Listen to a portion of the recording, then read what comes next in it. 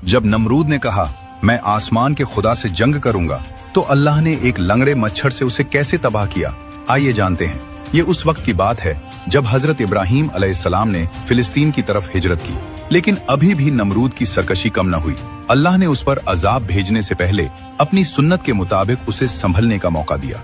रिवायत में आता है कि अल्लाह ने एक फरिश्ते को इंसानी शक्ल में नमरूद के पास भेजा। फरिश्ते ने कहा, ईमान ले आ, अल्लाह तेरी बादशाहत कायम रखेगा। लेकिन नमरूद ने तकब्बुर से कहा, मेरे सिवा कोई और रब है ही नहीं। फरिश्ते ने दूसरी बार और फिर तीसरी बार दावत दी, लेकिन नमरूद ने हर बार इनकार कर दिया और कहा, मैं आसमान के खुदा से जंग करूंगा, अपनी फौजें जमा करो, मैं अपनी फौजें लाता हूँ। नमरूद अपनी पूरी लश्कर लेकर मैदान में जमा हो गया ताकि नऊज़ु बिल्लाह अल्लाह से लड़ सके। अल्लाह ने उसके मुकाबले के लिए कोई बड़े फरिश्ते या तूफान नहीं भेजा। अल्लाह ने आसमान से मच्छरों का एक दरवाजा खोल दिया। मच्छरों की तादाद इतनी ज्यादा थी कि उन्होंने आसमान को ढांप लिया और मैदान में अंधेरा छा गया। नमरूद की फौज अभी कुछ समझ पाती कि इन नन्हे जानवरों ने हमला कर दिया। ये मच्छर आम नहीं थे, ये अल्लाह का अजाब थे।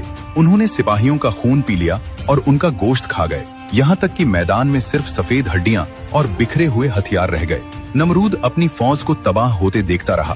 फिर अल्लाह के हुक्म से उन मच्छरों में से एक लंगड़ा मच्छर नमरूद की तरफ उड़ता हुआ आया और उसकी नाक के जरिए उसके दिमाग में घुस गया। अल्लाह ने उसे ऐसी अजियत दी कि वो मच्छर उसके दिमाग के अंदर काटता रहता था। दर्द की शिद्दत से वो चीखें मारता था। उस बादशाह का हाल ये हो गया था कि उसे सुकून सिर्फ तब मिलता जब कोई भारी चीज जैसे जूता या चप्पल उसके सर पर जोर से मारता। वो अपने नौकरों के आगे गिड़गिड़ाता कि मेरे सर पर जूते मारो। जो शख्स खुद को खुदा कहता था, आखिरकार जिल्लत और दर्द की इंतहा में तड़प तड़प कर मर गया। बेशक अल्लाह सबसे बड़ा है और तकब्बुर का अंजाम हमेशा जिल्लत होता है। अगर आप भी मानते हैं कि इंसान कितना भी बड़ा हो जाए, सबसे बड़ा सिर्फ अल्लाह है, तो लिखिए अल्लाहु अकबर।